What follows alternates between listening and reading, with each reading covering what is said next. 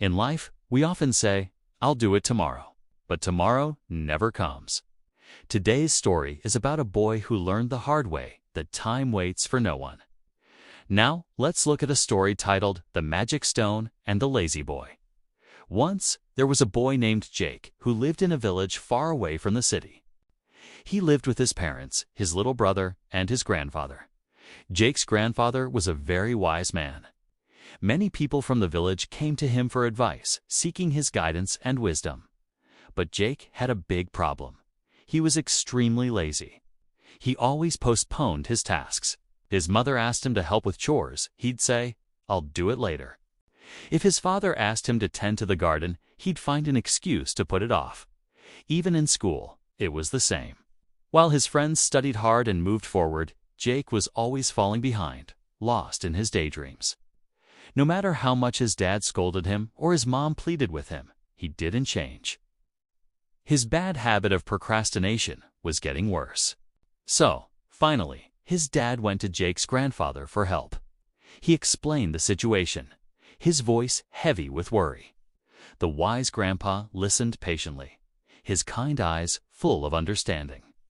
He started thinking, how can I help this boy change his bad habit? He knew that scolding wouldn't work. He needed a special way to teach Jake the value of time. One day, as he sat at his table, a brilliant idea came to him. He called Jake to his side. With a gentle smile, he held out a small, smooth black stone. "Jake," he said, his voice soft but firm, "this is a magic stone. If you rub it against any piece of iron, the iron will turn into pure gold." He then added a condition, "But you must return the stone to me by tomorrow evening." Jake's eyes widened in disbelief. He took the stone, feeling its strange warmth. He was so excited. He thought, "I'll make lots of gold and be rich. I'll buy a big house, fine clothes, and never have to work again." His mind filled with images of overflowing chests of gold coins. It was already evening. Jake held the stone tightly and thought, "I'm a bit tired today. Let me eat and go to sleep now. I have the whole day tomorrow. I'll start first thing in the morning." He ate his dinner happily, went to bed, and dreamed of a life of luxury, all thanks to the magic stone. The next morning, the sun shone brightly. Jake woke up, stretched, and looked at the stone on his nightstand. He said to himself, "It's still early. Let me have a nice, big breakfast first. Then I'll go find some iron." But after a hearty breakfast, he started feeling sleepy again. "A quick nap won't hurt," he mumbled, and he lay back down on his bed. He slept through the late morning and into the afternoon. When he finally woke up, he saw the golden rays of the setting sun streaming through his window. The sun was almost gone. Jake quickly jumped up, grabbed the stone, and ran outside in a panic, desperately looking for a piece of iron to turn into gold. But as he opened the door, his grandfather was standing there, having already come back from his walk.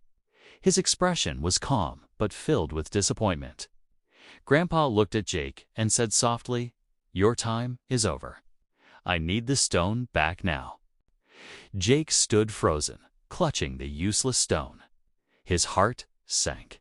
Grandpa continued, "Lazy people can't achieve anything, even with a magic stone in their hands. You had a full day, a golden opportunity, but you wasted it all on sleep and excuses."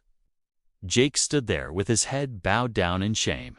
Tears welled up in his eyes. In that moment, he understood his mistake. The magic stone wasn't the real treasure. The real treasure was the time he had been given. He realized that his habit of saying tomorrow had cost him everything. He knelt down, handed the stone back to his grandfather, and promised to change, to use his time wisely from that day forward. That's just like real life, isn't it? We all have our own magic stones, our talents, our opportunities, our time. But we delay our work, thinking that tomorrow will always be there. But that tomorrow never comes. We lose precious moments waiting for the perfect time, which is always right now. So if you want to do something, do it now. If you want to learn a new skill, start today. If you want to achieve a goal, take the first step. Time is the most valuable thing we have, and it doesn't wait for anyone. The real gold is not what you can get, but what you do with the time you are given. If you feel this story should reach more people, please like and share it with someone who might need to hear this message. Don't forget to subscribe for more stories that help us grow. Be patient with yourself. Be thankful for each day, and keep moving forward. Thanks for watching.